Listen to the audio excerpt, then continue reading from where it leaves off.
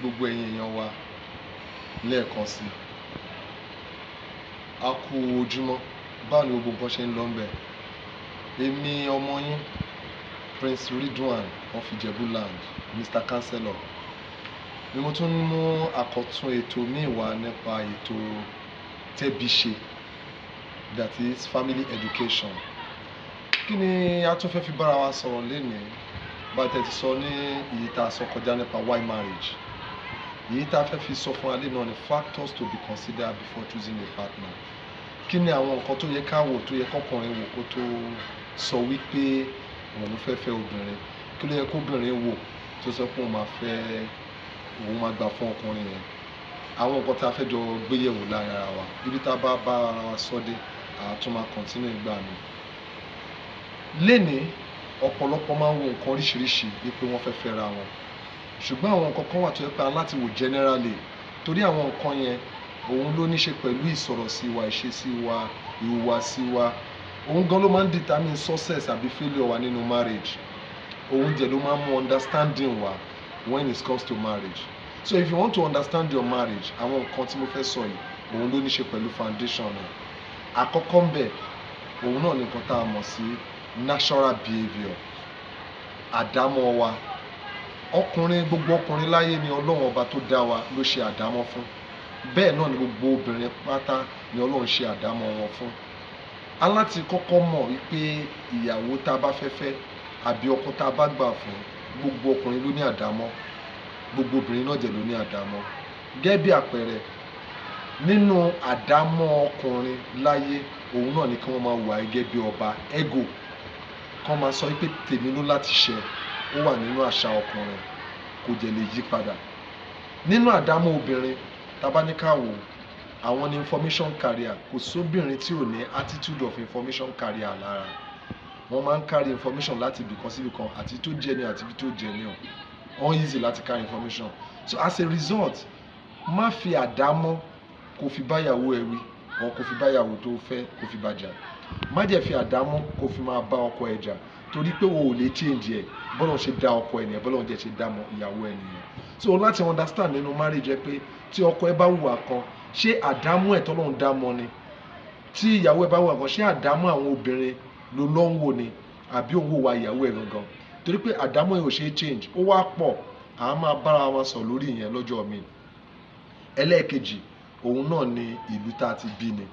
Ìlú tá a ti bí ni ó máa ń yan nínú ìṣesí wa, ó máa ń hàn nínú ìwà wa. Ọmọ Oǹdó, ìwà Oǹdó máa yọ lára ẹ̀.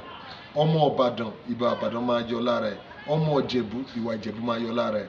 Kó tó wá sọ pé o fẹ́ fẹ́ ọkùnrin kan, o fẹ́ gbà fọkùnrin kan, òun láti mọ̀ wípé ìlú tá a ti bí, ìwà ìlú yẹn ó máa hàn nígbésí ayé ẹ̀. Tó bá sọ pé o fẹ́ fẹ́ obìnrin kan, kọ́kọ́ mọ̀ wípé ọmọ Oǹdó, ọmọ Ìjẹ̀bú ni mí, mo jẹ̀ fẹ́ fara Oǹdó, ǹjẹ́ ìṣesí mi lè bára Oǹdó lọ? Òun láti mọ̀. Eléyìí náà pẹ̀lú àwọn nǹkan tá a máa ń wò tá a lè fi understand marriage wa nínú ìṣesí wa, ìsọ̀rọ̀sí wa àtàwọn nǹkan ní tá a bá ń ṣe. Ẹlẹ́ẹ̀kẹta òun náà ni ibi tó wo ni dàgbà. Ibi tó wò wá dàgbà ó yàtọ̀ sí ibi tá a ti bí ni. Wọ́n lè bí wa níjẹ̀bú, kán jẹ́ wò wá dàgbà, schooling wa, ibi tá a ti kọ́ṣẹ́ àbí tá a ti ṣe nǹkan míì, tá a ti ṣòwò, ó wá lè jẹ́kọ̀ọ́.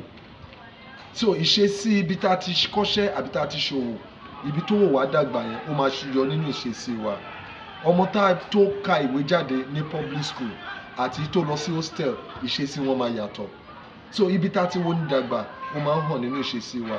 So àwọn nǹkan mẹ́ta tí mo kọ́ sọ síwájú yìí, ibi tí ó wo ni dàgbà àti ibi tá a ti bí ni àti àdámọ́ wa, ẹ jẹ́ ká mọ̀ dáadáa nínú ìwà wa ní gbogbo àsìkò. Eléyìí jẹ́ apá kan. Ẹlẹ́ẹ̀kẹrin òun náà ni ilé tí o ti fẹ́ fẹ́ ìyàwó gangan àbí ilé tó ti fẹ́ fẹ́ ọkọ. Gbogbo ilé kankan ni wọ́n ní àṣà wọn, ni wọ́n ní ìṣesí wọn socially, wọ́n ní àṣà wọn economically. Ó ní bí wọ́n ṣe máa ń wo nǹkan wọn, bọ́n ṣe máa ń wo obìnrin, bọ́n ṣe máa ń wo ọkùnrin, ó ní bọ́n ṣe máa ń ṣe ní ìgbésí ayé wọn nílé kankan. So ilé tó ti fẹ́ fẹ́ ọkọ, ṣé ilé tó jẹ́ pé wọ́n ní àrùn bẹ́ẹ̀ ni? Ǹjẹ́ o ti wò ó? Kó má yẹ pé after marriage ló máa tó máa wò ó. Tí wọ́n bá kú lé wọn, báwo ni wọ́n ṣe ń ṣe fáwọn ìyàwó wọn? Tí ìyàwó wọn bá kú, báwo ni wọ́n ṣe ń ṣe fáwọn ọkọ? Ṣé kò ń ṣe ilé tó ní ìgbéraga? Ṣé kò ń ṣe ilé tó láwọn? Ṣé kò ń ṣe ilé tó ní alignment kan àbí tó ní disease kan tó yẹ pé bárakú ni, àrùn ìdílé ni? O ní láti wo gbogbo àwọn ilé kó tó sọ pé o fẹ́ gbà fún yàn àbò fẹ́ mọ̀ ọ́, nítorí ẹ pé ìgbà tẹ́ bá ń fẹ́ra yín lọ́nà tẹ́ ẹ̀ tí ìfẹ́ra dé gbogbo àwọn nǹkan tẹ́ fẹ́ wò lélẹ̀, torí ìmáa fẹ́ra yín lọ́nà nǹkan tó ń túmọ̀ sí nǹkan méjì ni a máa sọ yẹn jọ mi. So ìyẹn jẹ́ ẹlẹ́ẹ̀kẹrin. Ẹlẹ́ẹ̀karùn-ún tó yẹ ká tún jọ gbéyẹ̀wò fúnra òun náà ni ẹ̀sìn. Gbogbo àlà ń ṣẹ̀sìn lénìí, ọlọ́mọ yẹ ká ṣe ẹ̀sìn. Ẹ̀sìn ní ipa tó ń kó nínú ìgbéyàwó tó pọ̀. So látara ìdílé yìí tó dáa jù táwọn ọ̀pọ̀lọpọ̀ àwọn èèyàn recommend ni pé ẹ jẹ́ kí mùsùlùmí kó fẹ́ mùsùlùmí, kí christian kó fẹ́ christian, kí abọ̀rìṣà fẹ́ra wọn kó má bàa sí wàhálà. Torí pé ẹ̀sìn máa ń dá wàhálà lẹ̀ nínú ìgbésí ayé ìgbéyàwó. So ìyẹn jẹ́ apá kan tá láti jọ wò. Ẹlẹ́ẹ̀kejì, ẹni tó fẹ́ fẹ́ yẹn ó gbọ́dọ̀ wò látara ipa aṣọ tó wọ̀, bóyá àfáà ni, ó wá lo láwà ni, ó mọ kéwú, bóyá nítorí pé ó ní ìmọ̀, kò ń ṣe pé yẹn nìkan ló láti wò. Ó jẹ́ gbọ́dọ̀ wo ìmúra nìkan, ṣùgbọ́n láti wo ìṣesí. Ǹjẹ́ ìhùwàsí àti ìṣesí ẹ̀ ṣó lọ pẹ̀lú Quran? Ṣé ìhùwàsí àti ìṣesí ẹ̀ ṣó lọ pẹ̀lú Bible? Ṣé ìhùwàsí ẹ̀ àti ìṣesí ẹ̀ ṣó lọ pẹ̀lú nǹkan tí àwọn ànábì Ọlọ́run sọ? Ṣé ó gbá àwọn nǹkan tó ń ṣe nígbésí ayé ẹ̀ ṣó lọ níbàámu pẹ̀lú nǹkan tọ́lọ́run fẹ́? Ìyẹn la láti wò nínú ẹ̀sìn. Torí pé èèyàn lè jẹ́ àfáà kó jó níranù, kó jó ní ṣìnà. Èèyàn lè jẹ́ àfáà kó jẹ́ oníwà burúkú láwùjọ. Èèyàn lè jẹ́ pásítọ̀ kó jẹ́ nítorí pé wàhálà ẹ̀ pọ̀ 419 ni. So ẹni tó bá máa fẹ́ tó bá jẹ́ ẹlẹ́sìn òun láti wo ẹ̀sìn ẹ̀ mọ́ ìwà ẹ̀. Ṣé ìwà ẹ̀ sọ ní ṣàlàyé nípa ẹ̀sìn ẹ̀ àbí ẹ̀sìn ẹ̀ ṣàlàyé nípa ìwà ẹ̀? Eléyìí náà tún pẹ̀lú nǹkan tá láti wò. Ẹlẹ́ẹ̀kẹfà tá láti jọ wò láàrin ara wa òun náà ni economic means.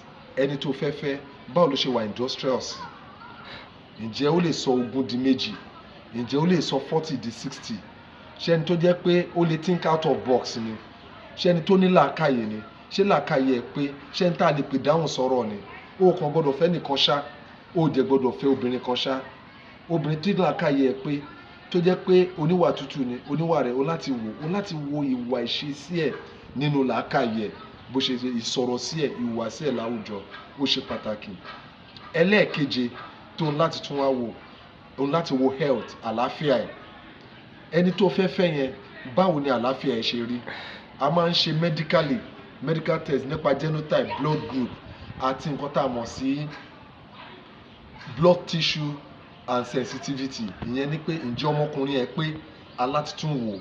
Ṣé kò ń ṣe pé nípa ló máa fẹ́ tó hide ara ẹ̀? Ṣé kò ń ṣe tó ní low sperm count tó hide ara ẹ̀?